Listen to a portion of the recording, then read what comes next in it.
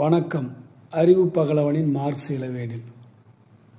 ஒரு கம்யூனிஸ்ட் கட்சியை சேர்ந்த ஆசிரியர் அணி, அதாவது தொடக்கப்பள்ளியில் உள்ள ஆசிரியர் அணி மற்றும் பட்டதாரிகளில் உள்ள ஆசிரியர் அணி, இவர்களெல்லாம் சிபிஎம் கட்சியின் ஆசிரியர் அணிகளாக இருந்து வட்டம், மாவட்டம், மாநிலம் பல பொறுப்புகளுக்கு வந்திருக்கிறார்கள். அவர்களில் ஒருவர் பேசிக்கொள்கிறார். இப்படி பேசிக்கொள்கிறார்: 70 வருஷமாக அதிமுகவும் திமுகவுமே மாற்றி மாற்றி கொள்ளையடிச்சுன்னு இருப்பானுங்களா அப்படின்னு சொன்னார். இப்போ தான் நம்ம சண்முகமும் நம்ம முத்தரசனும் இப்போ தான் இந்த கட்சிக்கு வெளியே இந்த ஆதரவுன்னு சொல்லி இப்போ தான் போய்க்கிறாங்கன்னு பார்த்தோம். ஆனால் ஓட்டு போடும்போதே இவங்களுடைய ஆசிரியர் அணியை சேர்ந்தவங்க எல்லாம் இவங்க கட்சி கொள்கையை மீறி போட்டுக்கிறாங்க. ஆசிரியர் அணியில் இருக்கிறதுனாலே இவங்க எல்லாம் முற்போக்காளர்கள், புரட்சிகர சக்திகள், மக்கள் ஜனநாயக சக்திகள், சமூக ஜனநாயக தொழிலாளர்கள் என்றெல்லாம் நாம் கருதி விடுவது நமக்கு தான் ஆபத்து. ஏதோ பொழப்புக்காக செய்யக்கூடிய வேலையில் அந்தந்த அணியில் பிழைப்புவாதிகளாக அந்தந்த அணியில் இருக்கிறாங்க. அப்படின்னு தான் நம்ம பார்க்கணும். ஏன்னா இவங்க எல்லாருமே தேர்தலுக்கு முன்னாடியே இந்த கூட்டணி, அதாவது திமுக மதசார்பற்ற முற்போக்கு திமுக கூட்டணியில் இருந்து கொண்டே இவர்களுடைய அணிகள் எல்லாம் இவர்களை எதிர்த்து பேசிய எதிரி அவருக்கு ஓட்டு போட்டிருக்கிறார்கள், அவரை ஜெயிக்க வைத்திருக்கிறார்கள் என்பது இந்த கூற்றின் மூலமாக அம்பலமாகிறது. அப்படி என்றால் நாம் ஒரே ஒரு கேள்வி கேட்கிறோம்.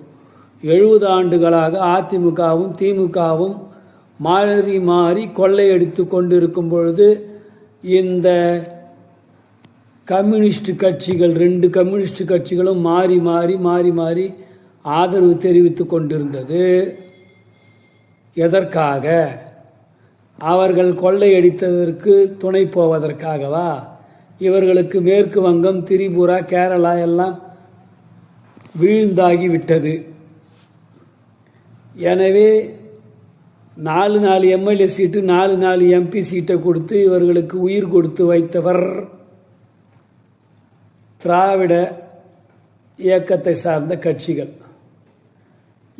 அவர்கள் கொடுத்த 4 இடத்தில் 4 எம்எல்ஏ, 4 எம்பி இடத்தில் ஜெயித்துவிட்டு, ஜெயிப்பதற்கு முன்பாகவே கருங்காலி வேலைகளை பார்த்துவிட்டு, நம்மை திட்டி பேசியவனை, நம்முடைய முற்போக்கு முன்னணியை திட்டி பேசியவனுக்கே வாக்கை செலுத்திவிட்டு அவனுங்களே 70 ஆண்டுகள் கொள்ளையடிச்சு கொண்டு இருப்பார்களான்னு கேட்குறார். அப்படி கொள்ளையடிச்சுன்னு இருக்கிறவங்களுக்கு 70 வருஷமாக நீங்கள் துணை போய் நின்றீங்களா? அப்போ கொள்ளையடிச்சவனுக்கு துணை போகிறவன், கொலை செய்கிறவனை விட கொலைக்கு தூண்டுறவன் எவ்வளோ பெரிய குற்றவாளியோ, கொள்ளையடிக்கிறவனோட கொள்ளையடிச்சவனுக்கு துணை போனவன் அப்படி பெரிய குற்றவாளி இல்லையா?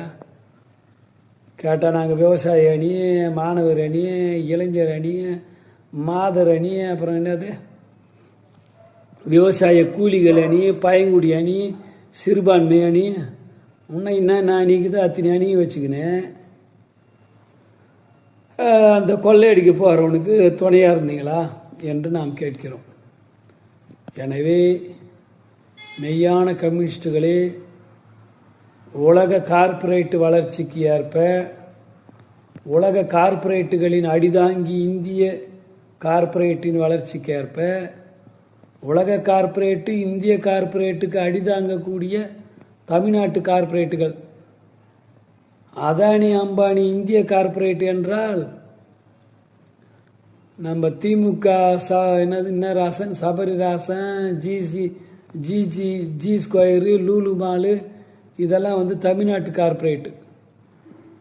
எனவே எல்லா கார்ப்பரேட்டு முதலாளிகளையும் எதிர்க்கக்கூடிய ஒரு புது வகையான உண்மையான முற்போக்கு கம்யூனிஸ்ட் கட்சிகளை கட்ட வேண்டிய தேவை எழுந்துள்ளது.